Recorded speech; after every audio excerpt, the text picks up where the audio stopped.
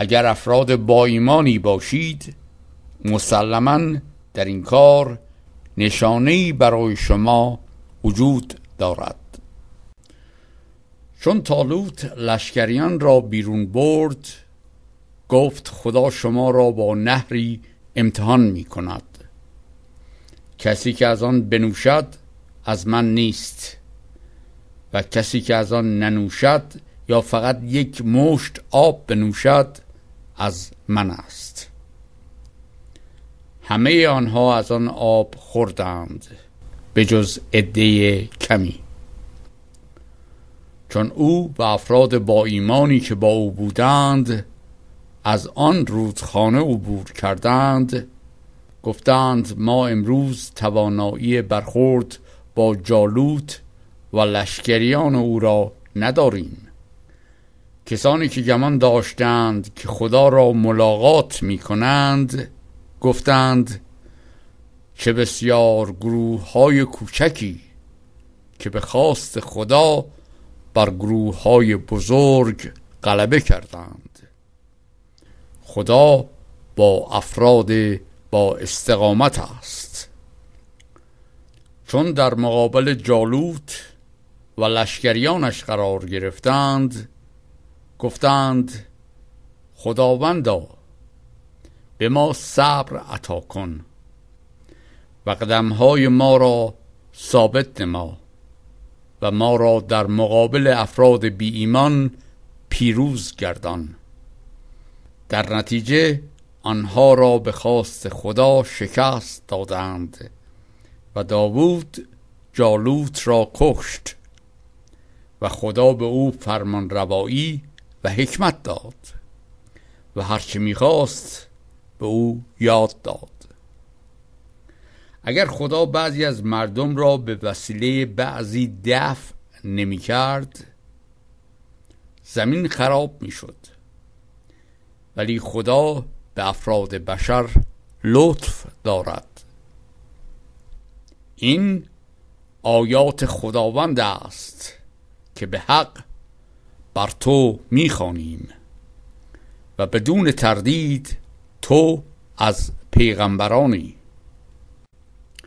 ما بعضی از پیغمبران را بر بعضی دیگر برتری دادیم.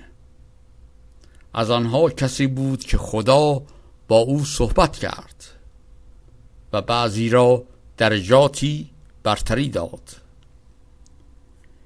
به عیسی پسر مریم معجزات روشن دادیم و او را با روح القدس یعنی روح پاک تأیید کردیم. اگر خدا می‌خواست مردم بعد از آمدن پیغمبران و دلایل روشن برایشان با هم نمی جنگیدند، ولی دچار اختلاف شدند. بعضی از آنها ایمان آوردند و بعضی ایمان نیاوردند. اگر خدا می‌خواست با هم نمی جنگیدند، ولی خدا هرچه را که اراده کند انجام می دهد. ای افراد با ایمان، قبل از این که روزی بیاید که در آن خرید و فروش و دوستی و شفاعتی وجود ندارد، از آنچه روزی شما ساخته ایم انفاق کنید. کسانی که قبول نکنند ظالمند. معبودی غیر از خدا وجود ندارد. زنده و پاینده است، نه چرتش میگیرد و نه میخوابد. آنچه در آسمان ها و زمین است مال اوست. چه کسی بدون اجازه او میتواند پیش او شفاعت کند؟ خدا آنچه جلوی آنها و آنچه پشت سر آنهاست میداند، در صورتی که آنها از ذره‌ای از علم خدا اطلاع ندارند، مگر تا آنجا که خدا خواسته. عرش او آسمانها و زمین را فرا گرفته و از نگهداری آنها نمی رنجد و او بلند مرتبه و بزرگ است. در دین اکراهی نیست، راه صحیح از غلط روشن شده.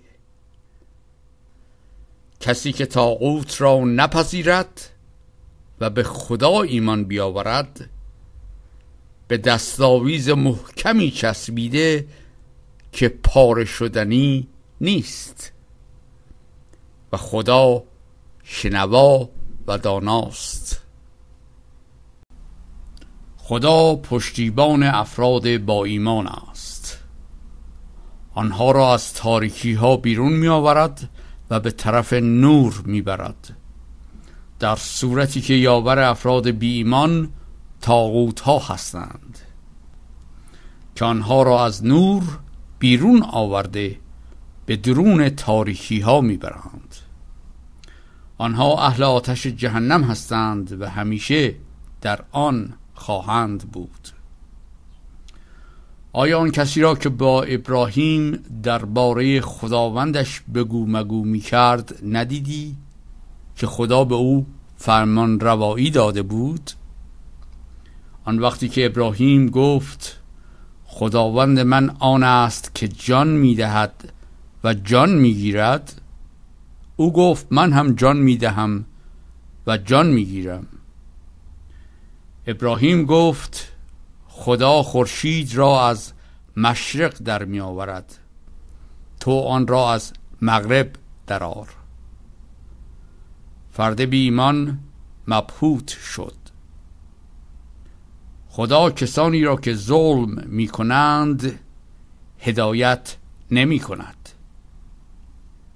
یا مثل کسی که از شهری عبور می کرد در حالی که سقف خانه های شهر فرو ریخته بود، با خود گفت خدا چگونه این شهر را بعد از مرگش زنده می کند؟ خدا جان او را 100 سال گرفت، بعد او را زنده کرد و به او گفت چه مدت در این حال ماندی؟ گفت 1 روز یا قسمتی از روز. خدا گفت 100 سال در این حال ماندی. به غذا و نوشیدنی خودت نگاه کن که نگندیده و به خرت نگاه کن تا تو را برای مردم نشانه‌ای برای رستاخیز بسازم و به استخوان‌های خرت نگاه کن که چگونه آنها را دوباره سرهم می‌کنیم و به آن گوشت می‌پوشانیم